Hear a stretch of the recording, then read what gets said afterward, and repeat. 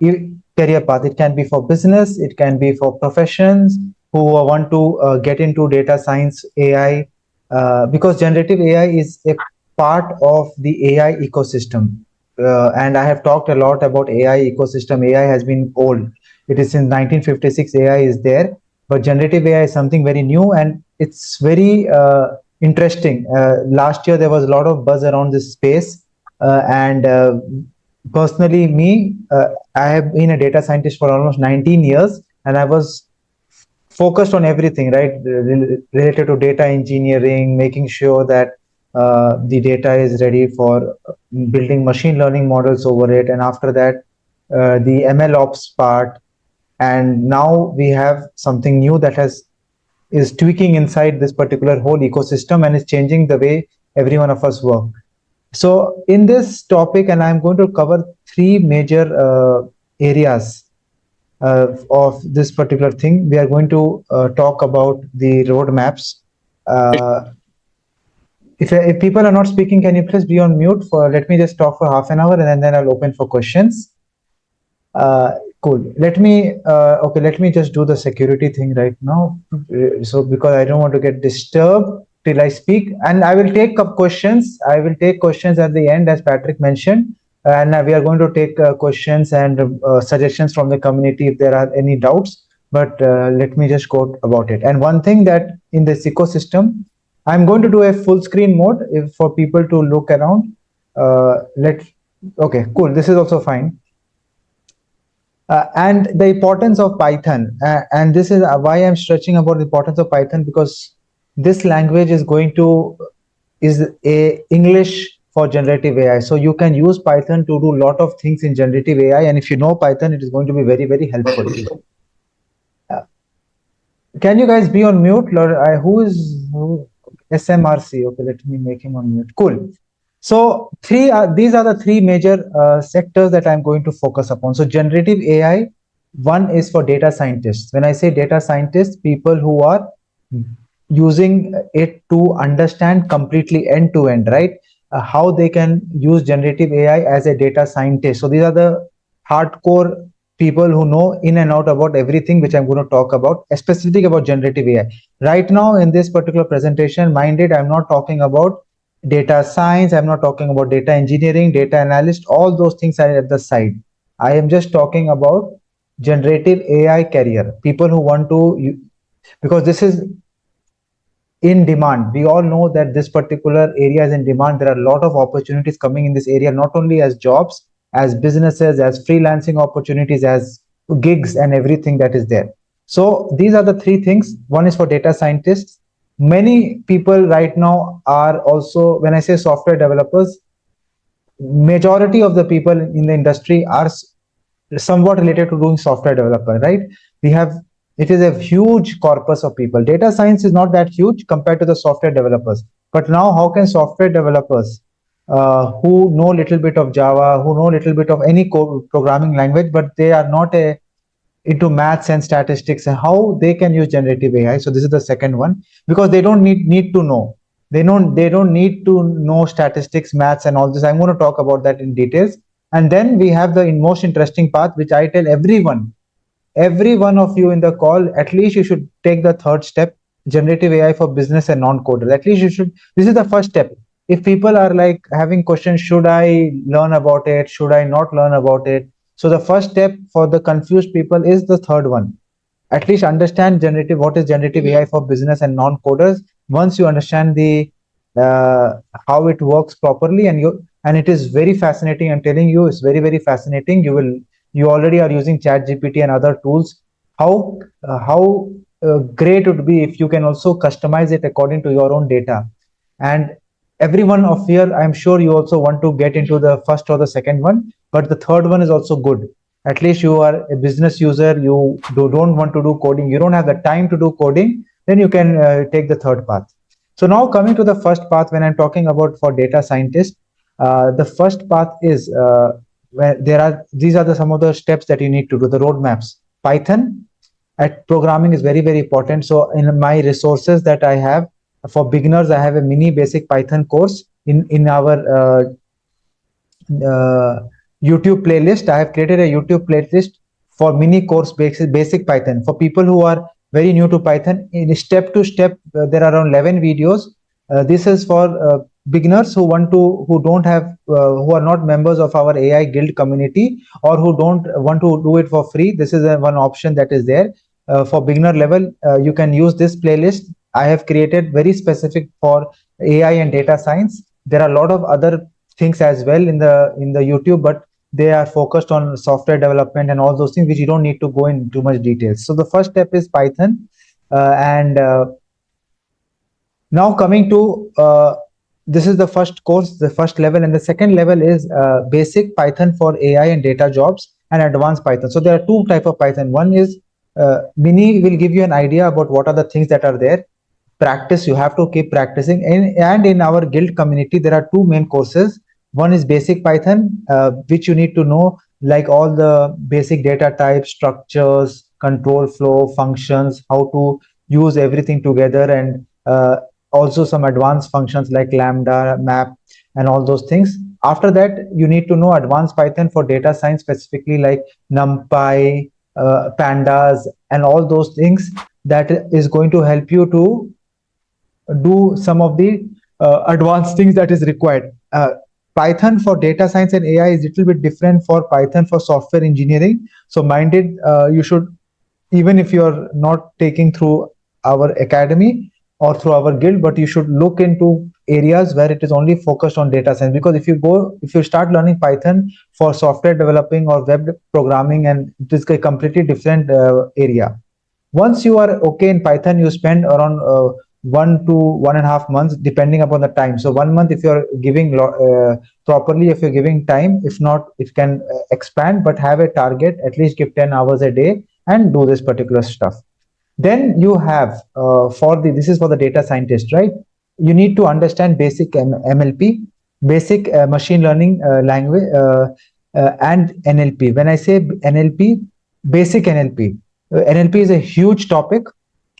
I have a course in my academy, not in the guild as of now, on natural language processing, but it is little bit detailed. It is like people who are who want to build applications in NLP pre-generative AI. So NLP pre-generative AI is very complicated, but post-generative AI NLP has become very easy because of these large language models that are available. You don't need to do so much coding. You don't need to build so many rules like we used to build. I used to do NLP projects for 3-4 months of coding, around 1,000 lines of code to do one NLP project 10-11 years back. But now the same project can be done within 20 to 30 lines of code, thanks to our generative AI and LLM. So post generative AI NLP has really changed. So I have not yet created the post generative AI NLP code. That's why, and as Patrick was mentioning, next to 2024, the whole roadmap that I am showing you guys, my plan is to build some course materials around this plan, because our focus is generative AI. One of my mentors, 1.5 years back, before even Chat GPT was announced, told me, because I started my startup. Sadia was there with me that time, so I started my startup and I was focusing on general data science. But she told me that generative AI is the future. This is 1.5 months back, and I did not know that much of generative AI. It was a very new thing. LLMs were just coming up. It was not open to public. Then I started learning about it at that time, before even Chat GPT came. So it was very interesting. There were languages before Chat GPT, that was GPT, Bard, Transformers, and all those things, which was a building block of generative AI. And I have seen the industry in 10-11 years since I was working in these NLP type of projects, and how it has changed. And personally, I really believe that this is the future. It is going to change the way we build projects. We write, we talk to the machines, build a wrapper over all these projects that are there. And we are going to, in our community also, we are going to create specific in courses that are post generative AI for NLP. And you can also learn from YouTube, but don't go into too much details about the TFI, FDA, word to vec embeddings, how the embedding works, you don't need to know so much mathematical, but you just need to know the terminology, which I will surely by the next quarter, we are going to have something in this space. I'm already making a plan for this right now, and I'm going to talk about the plans in the next slide. So now, then we have the deep learning. We all know that generative AI is based upon transformers. Transformers is based upon deep learning. So this is the way it goes. That the and deep learning is based on machine learning, and this is the way it goes. So deep learning is also important. You need to understand what is ANN, what is neural networks, what are parameters, what are weights, what are biases, and all those things that are there. This is very, very important for you to understand how does the LLM get trained, how does the neural network get, because at the end of the day, LLMs are hyper neural networks, millions and billions of neural networks together. Okay. Vajiti is telling good day. Yeah, I will take questions. Just give me 20-25 minutes. I want to have a flow, and then this slide I'm also going to share with the community in details. And everything that I'm telling you right now, you can learn about it right now from other sources. Why I'm not putting the source here? I don't have anything specific to post generative AI, which that's why. But I have some of this in my academy, and it is very much in detail, and you don't need to learn the mathematics right now about these things, because it will take a lot of time to get into the mathematics. Then you have the advanced NLP concepts like RNN, LSTM, transformers, the transformers that I was telling you, how does transformer works, encoders, decoders, and everything, and some practical examples you should understand, and project-based learning resources that are there. And we are going to do something in that space also in the advanced NLP. We have already done few workshops, but not too much in technical, but we are planning to do more for advanced NLP concepts as well. Now, this is this is not even generative AI. These concepts till deep learning and advanced NLP are the prerequisites for you to understand about generative AI. So now when I talk about generative AI models like GPT-4, Google Palm, we need to understand these models first. When I say models, mostly it is called large language models that are there. So now we have multimodal that is which take images also in with respect images and video, and that is why in the last 1-2 weeks you all are seeing I'm really very much heavily focused on Gemini.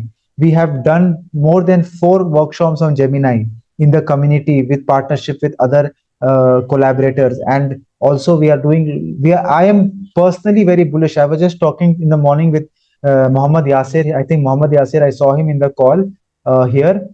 I think he's here. So we were discussing, we had a 1.5 hours call, and we were discussing about, because he's also working a lot in these areas. He's doing a lot of research work. And personally, I don't spend a lot of time in the technologies that are not great for the community, for the learners community. We have a lot of models, right? We have a lot of models that keep coming up, but I only focus on things that are a little bit different. And Gemini, Google's model, which I'm going to talk about, is very good because not only it is helping in the text work, but also in the images and the videos. And the best part is it is free for everyone to use. In our workshops that we do, what happens, and it is a live example because we have done 28 workshops till now in our community. And when we do a workshop, many learners don't have an open AI API key. The reason is because first they need to pay money for that. They need to put their credit card details, and many people don't want to do that, specifically for learning purposes. And some of them, they don't have the open AI API key, and they cannot follow along the workshops. So that is why, as a strategy, what we are planning to do in the coming future, things that can be replaced by Gemini, we will try to do workshops using Gemini. That is a thought. Let us see, because some of the things cannot still be replaced by OpenAI API. So whatever can be replaced, we will use Gemini, because Gemini is a good alternative, and it is free to use. Everyone, whoever has a Google account, they can just get the Gemini API key in 5 minutes and use it in their project. So this is what is the first part. In our academy, I have very much focused on this particular course, Generative AI Chat GPT for Business. When I say Generative AI Chat GPT for Business, because this is for non-coders, also for everyone to understand what is the generative AI landscape. This course is the first step that everyone, technical, non-technical, software developer, data scientist, or business people should do it, and this is part of the guild community. Then we have the prompt engineering for developers. So this is for people who want to play around with the prompts, uh, templates, output parsers, chains, and all those things. This is the thing that is that you can use here. And still now we have not. Okay, I think this is two slides. So I'm sorry for that. Okay, so now we have this one is the prompt engineering concepts is important for us to understand, which I told you right now. Then we have our frameworks. So as we all know about LangChain, I know many of you have heard about LangChain in this group, and I was heavily invested on LangChain 3 to 4 months back. If you remember, we have as a community done 6 workshops on LangChain, and it was a very good learning for me as well. I learned LangChain while preparing workshop for the community, and after that I created a course over it and I have put it across. And as you all know, LangChain is less than 1 year old. It is less than 1 year old, and it is very, very powerful framework. And I have created a course, and the new courses that I have created, and I'm just telling you a caveat, I'm improving it every week. I'm adding new videos, I'm making it better and made better edits. So it is, everything is work in progress. The previous courses that I showed you is the basic courses are as it is because that has been developed before, but the new courses I am keep on adding. So if you see my updates on the community, I keep adding videos and I keep telling about it in the community. So whatever we are doing, it's a very dynamic community. And I'm working, this is my full-time job. So I am working 16/7, or even in a holiday season today, the whole day I was working and preparing for this particular, for the workshops, for the courses, and even for this particular talk. And then we have, as I was telling you, multimodal. When I say multimodal, Gemini, the images. If you guys have seen, I had put a video in the community around 1 hour back while I was developing for my course, how I built a image recognition application using Gemini. So I published that video in the community, in the WhatsApp. If you guys are part of it, you can have a look. So till now, these things, if you are doing, for this is a good path for data scientists. And now the extra things that are there, vector databases and vector store. So I have talked about this also in our workshops, where we have used ChromaDB and FAISS and build applications over this. So this is important. So whenever you're using PDFs, right, retrieval augmented generation, when you're using PDFs and all those things, you are using vector stores and vector databases, which I have covered in this particular, which is this particular path. Then we have how you can deploy LLM projects. You have built a wonderful LLM project. You have taken 1 week and build a wonderful project, but it is useless unless you don't deploy it. So you have to learn how to deploy it in platforms like AWS, Azure. Right now, I am really bullish on Hugging Face Spaces because it does not cost anything, and it's a good habit to put your projects over there. And I have also shared some videos in the community and in my YouTube channel how to do that for Gemini application models. So this is done for data scientists. So once you deploy LLM project, I have covered you. If you follow this roadmap, you are good to go. And this takes around 3 months. You are good to go for generative AI for data scientists, and you can start building your own projects and take gigs and from Fiverr, or even build a portfolio and start applying for jobs. The second one is for software developers, right? Who don't, this is an area who don't want to go deep into ML and DL. When I say DL, deep learning. So Python is a must. They should, whatever language they have studied, they have to polish their Python programming. They have to polish their Python programming. So this is very, very important because this is the language of the AI. Java, JavaScript, not so much. So, and if you know any programming language, Python is the easiest to learn. So this is a good news for all the software developers in the call. You can learn Python very quickly if you are there. Then same thing, you need to know about generative AI. You need to know about generative AI, how it works, models, what are the resources. Go through this course that I again showed you, generative AI for business, learn about prompt engineering for developers. So here you see, I did not talk about any NLP, any DL. Directly, you can move to generative AI. Uh, for business, do prompt engineering, do the concepts, then master LangChain, master multimodal, learn little bit about vector databases, but you have, because you need to chunks, we call it chunks, you need to divide the document into chunks, put it, use any vector DB like Chroma DB, FISS, and start working along with this.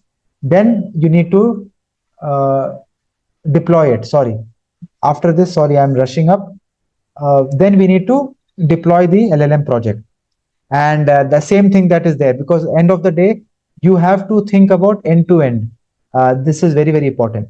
And then we have the, for non-coders, it is very simple. You need to know understand generative AI for business, and there is this course that is there. So this course that is there is one of the first courses. If you go to the guild community, it is one of the first courses I have purposely put it there. Whoever have go through this course, it is going to give you a real idea what is generative AI.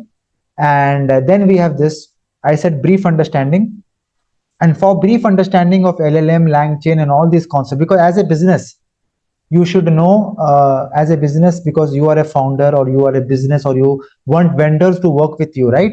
So you need to know basic concepts, words. That is, and one of the things, and also the this is the reason why I launched Knowledge Shorts. What is Knowledge Shorts?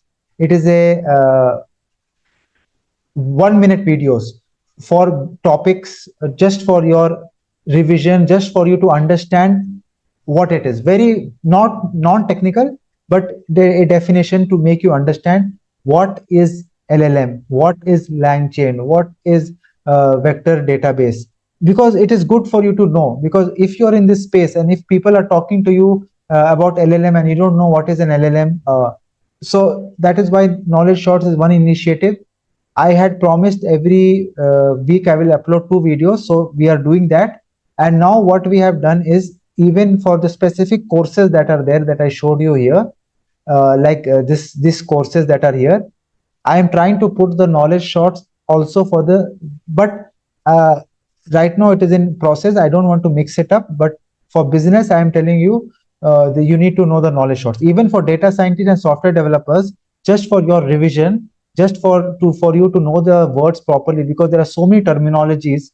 I am using it day in and day out. So for me, it is there in my brain, it is there on my lips. But for others who want to really talk the language, you need to go through this, and this is really going to help you. Responsible AI is very important, because you, as a business user, and also for the others, data scientist, software developer, you need to understand, at the end of the day, this is working through randomness. There is a probability. It is non-deterministic. Whenever you ask a question, you will always get a different answer. This is non-deterministic, and it is based on probability. You should know this. You should know about the ethical side. You should know that you should always cite that you are using an AI tool, or this output is from an AI tool.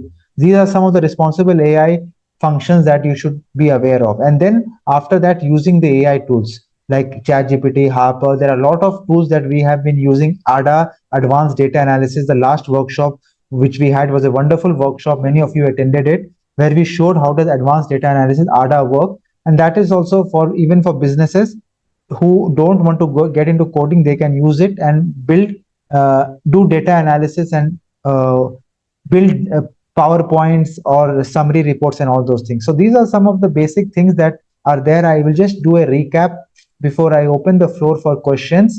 We covered, these are the 3 major paths that are there. Data scientists, because that, and who understand everything about generative AI. When I say not everything about AI, machine learning, deep learning, no, only generative AI concepts. And this is the minimum base that is there. Once you know this, you are good to at least build projects, get gigs, get a job, and after that it is a continuous learning. One thing I just wanted to reiterate, that whatever you are doing, if you are interested in this journey, AI journey, you have to have the mindset of keep learning, curiosity. I think we were talking with, I was talking with Yasir, and He is from the same city as APJ Abdul Kalam, the rocket man of India. He always told, and why one of the things that makes people intelligent is your curiosity. Why this is happening? How this is happening? And that thirst should be there in a data scientist. And that's why we call it scientist, right?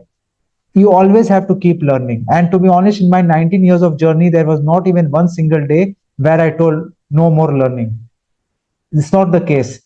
I have seen things from SPSS, how things move from SPSS, SAS, R, uh, Python, machine learning, deep learning, and now what generative AI. And to be honest, in few years there will be no coders also. Everything will become automated.